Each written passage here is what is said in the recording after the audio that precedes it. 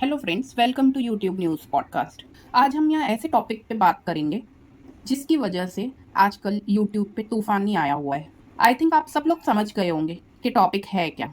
जी हाँ, जिन्होंने family vlogging सोचा है वो बिल्कुल सही है। तो आज हम यहाँ फैमिली व्लॉगिंग के बारे में कुछ बेसिक चीज़ें डिस्कस करेंगे।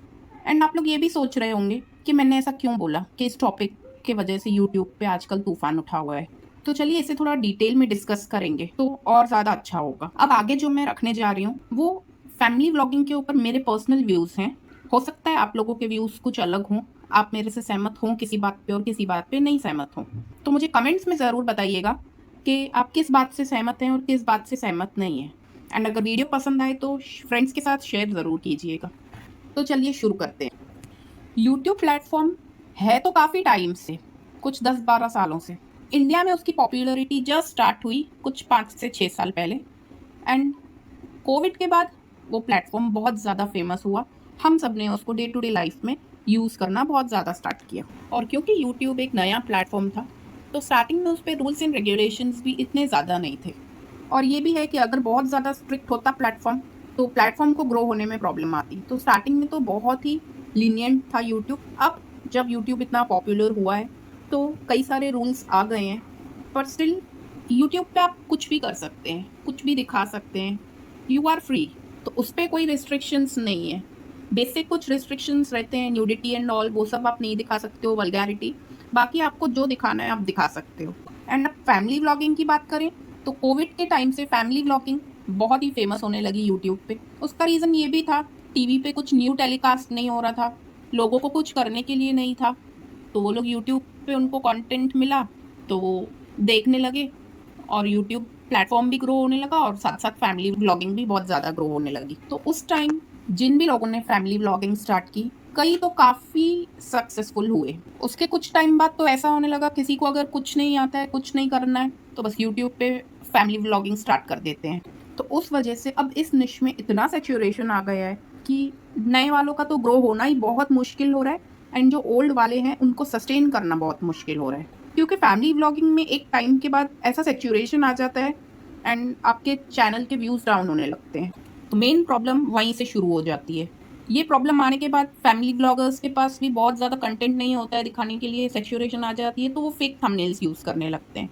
जब वो भी आइडिया कुछ टाइम बाद फ्लॉप हो जाता है तो अपने व्यूज़ मेंटेन रखने के लिए दे स्टार्ट मेकिंग फेक और वियर्ड कंटेंट और start sharing their very private moments on YouTube, क्योंकि उनके लाइफ में व्यूज, सब्सक्राइबर्स, पैसे, इन सब की वैल्यू बहुत ऊपर हो जाती है compare to family bonds, family matters and private moments. I can understand कि यूट्यूब किसी का बेसिक इनकम हो सकता है, तो इसलिए वो बेसिक इनकम के लिए कुछ भी कर सकते हैं, बट जब लिमिट्स क्रॉस होना शुरू होता है तो वहाँ चीज़ें खराब होना शुरू होती हैं। सबसे पहले फैमिली व्लॉगिंग में कंटेंट में जब सैचुरेशन आने लगा तो लोग प्रेग्नेंट होने लगे। प्रेगनेंसी ट्रेंड बन चुका था। बी नेचुरल वाली रेखा मैडम तो 8-9 साल बाद अचानक से प्रेग्नेंट हो गई थी। इतने साल वो प्रेग्नेंट नहीं हुई, बट फिर यूट्यूब पे ट्रेंड आया तो वो भी प्रेग्नेंट हो गई। और उनकी प्रेगनेंसी तो 10 महीने तक चली है। मिरेकल तो वही है। प्रेगनेंसी वाले रेंज में तो इन्होंने लिमिट्स ही क्रॉस कर दिए थे, रेखा और उसके हस्बैंड प्रिंस ने। ऐसी ऐसी चीजें बताई थी, ऐसी ऐसी चीजें दिखाई थी, मतलब उनका बच्चा बड़ा होकर देखेगा कि ये मम्मी पापा ने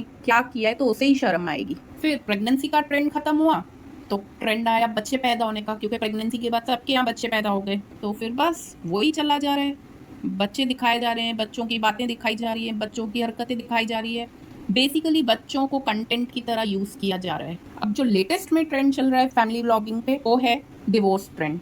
जी हाँ, ऑल ऑफ दी सडन जिन ब्लॉगर्स को हम निब्बा निब्बी बने देखते थे, या लवी डवी कपल्स कह लो आप, या बाबू सोना टाइप, अचानक से एक दिन वो आके अपना डिवोर्स अनाउंस करते हैं, सेपरेशन अनाउंस करते हैं। इससे तो लोगों को बहुत ही झटका लग गया है, आंखें खुल गई है कई लोगों की कि कल तक ये हमारे सामने इतने अच्छे कपल बने फिरते थे और आज सडनली ये लोग अलग हो रहे हैं। सो जब वो व्लॉगर्स ने डिटेल्स बताई तो आके उन लोगों ने एक ही बात कही कि रियल और रियल लाइफ में जैसे फ़र्क रहता है वैसे व्लॉगिंग में भी कैमरा के पीछे और कैमरा के आगे वाली लाइफ में बहुत फ़र्क रहता है। क्योंकि हम कंटेंट बनाते हैं तो हम ऐसा कुछ नहीं दिखा सकते, हमें सब अच्छा अच्छा ही दिखाना होता है और कैमरा आते ही सब वैसे भी अच्छे अच्छे ही हो जाते हैं। तो हम सब आपके सामने इसलिए ही अच्छे अच्छे बने रहते थे, अदरवाइज़ पीछे तो हम कुत्ते बिल्लियों जैसे ही लड़ते हैं।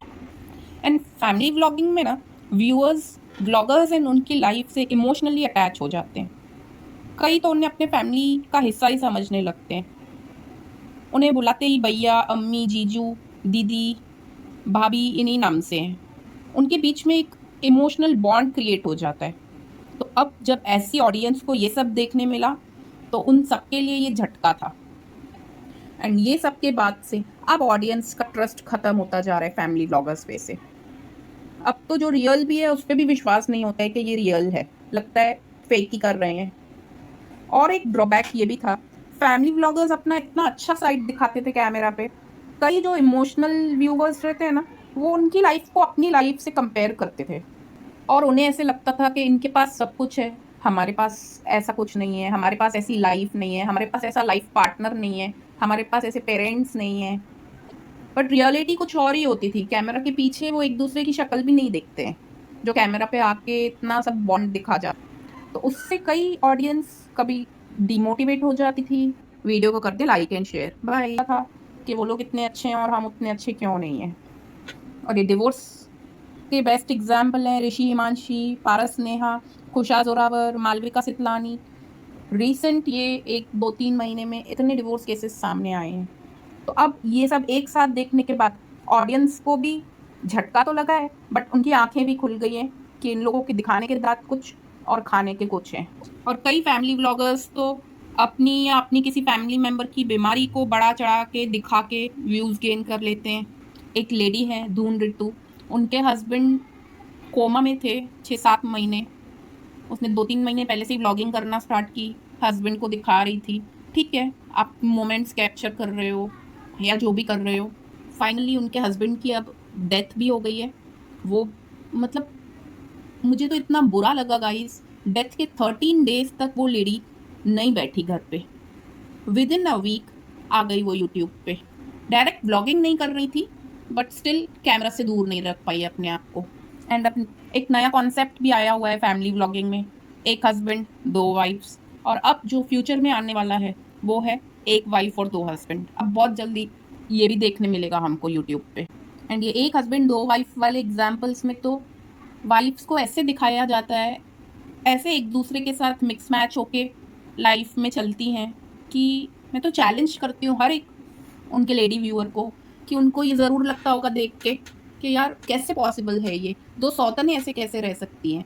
या तो हमारे घर में देवरानी जेठानी ननंद भाभी किसी ना किसी में कुछ ना कुछ प्रॉब्लम रहता ही है, तो ये दो सौतनें होकर ऐसे कैसे अपनी लाइफ स्पेंड कर सकती हैं।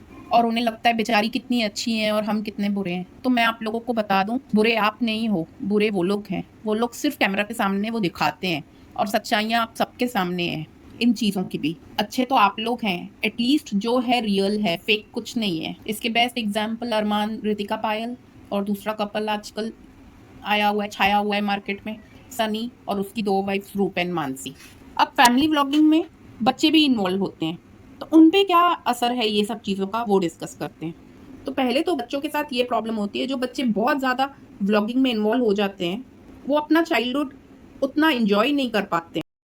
उनका चाइल्डहुड ही खत्म हो जाता है व्लॉगिंग के चक्कर में। और अगर वो फेमस हो जाते हैं तो उनमें एटीट्यूड ही इतना आ जाता है कि वो दूसरे बच्चों से जब अपने आप को कंपेयर करते हैं तो खुद को बहुत ऊपर पाते हैं, तो उन लोग के साथ वो मैच भी नहीं हो पाते हैं और बच्चों की लाइफ बिना उनकी परमिशन के पूरी दुनिया के साथ शेयर कर दी जाती है। एंड फिर वही बात हो जाती है, बच्चों के सामने कैमरा पे कुछ, कैमरा के पीछे कुछ। तो बच्चे जो है ना वो बेसिक डिफरेंस करना ही भूल जाते हैं कि हमारी लाइफ रियल क्या है और फेक क्या है। तो ऐसे बच्चों का क्या ही फ्यूचर होगा आप खुद समझ लीजिए। और इतना बड़ा बच्चों का फ्यूचर रिस्क में लिया जाता है सिर्फ और सिर्फ कुछ व्यूज़ के लिए।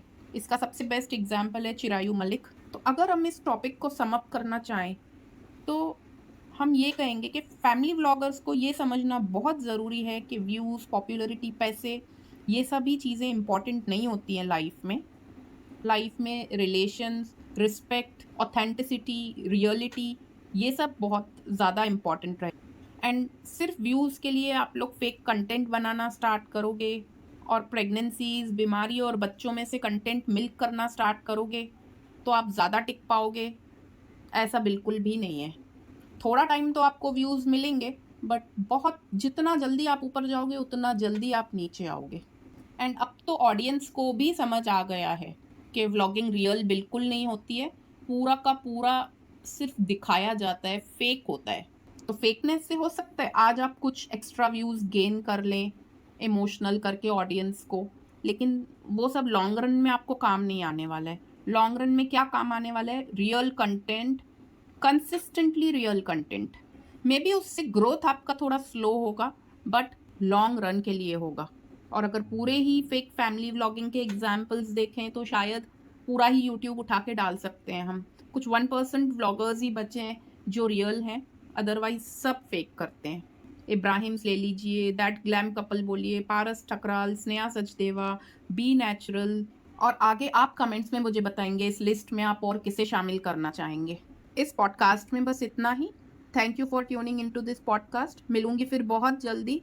तब तक के लिए आप कर दें मेरे चैनल को सब्सक्राइब। वीडियो अच्छी लगी हो तो दे लाइक एंड शेयर। बाय।